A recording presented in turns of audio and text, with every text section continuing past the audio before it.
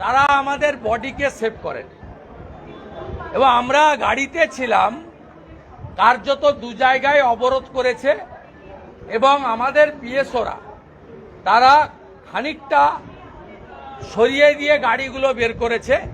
ওদের নির্দেশই ছিল যে বারুইপুর ঢুকার মুখে যে অবরোধটা ছিল ওইখানে আটকে দেওয়া, কিন্তু আমরা প্রাণ যায় তবুও আমাদের যে 3000 কর্মী জমায়েত হয়েছিল বারুইপুর শহরের মধ্যস্থলে, আমরা সেখানে পৌঁছাবো।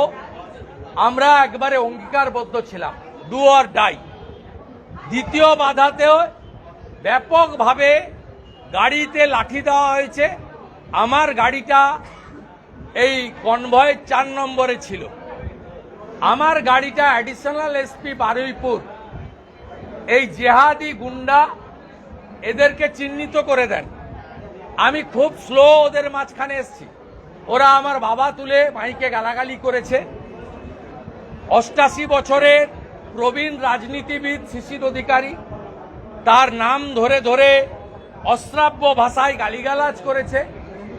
এই বাংলার কৃষ্টি সংস্কৃতি এবং যারা শিক্ষিত মানুষ, এই বিমান ব্যানার্জি আইনজীবী এবং স্পিকারের আড়ালে কতটা নিম্ন রুচির, নিম্ন সংস্কৃতির একটা শাহজাহানের মতো গুন্ডায় পরিণত হয়েছে, এটা বাংলার মানুষ আজকে চোখে দেখলেন, নিজের চোখে।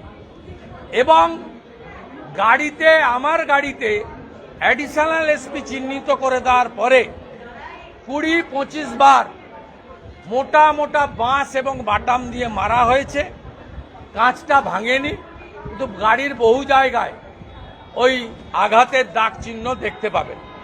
মাথাটা অক্ষত আছে, গাড়ির কাঁচটা তোলা ছিল বলে।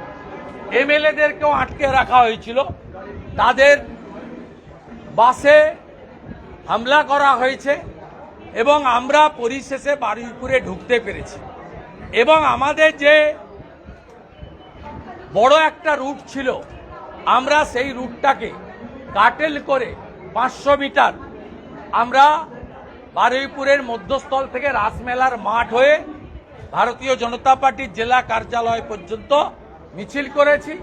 এবং রাসমেলার মাঠের সামনে, যেহেতু মাঠের দরজা বন্ধ করে দিয়েছিল ওরা, আমরা গাড়ির উপরে দাঁড়িয়ে সভা করেছি। এবং আপনারা অবাক হয়ে যাবেন, আমি আজকে তমলুকের পারমিশন সহ আমি 75 বার আমি হাইকোর্ট থেকে অনুমতি নিয়েছি। এবারে পুলিশ আমাকে অনুমতি দিয়েছিল। এটা ট্র্যাপে ফেলা হয়েছে আমাদেরকে।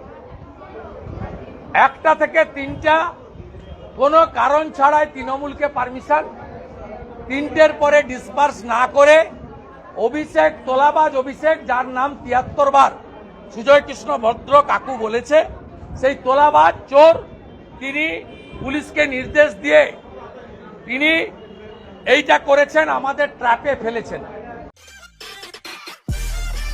সব খবর সবার আগে পেতে আমাদের চ্যানেলটি সাবস্ক্রাইব করুন এবং পাশে থাকা বেল আইকনটিতে ক্লিক করুন, লাইক ও শেয়ার করুন।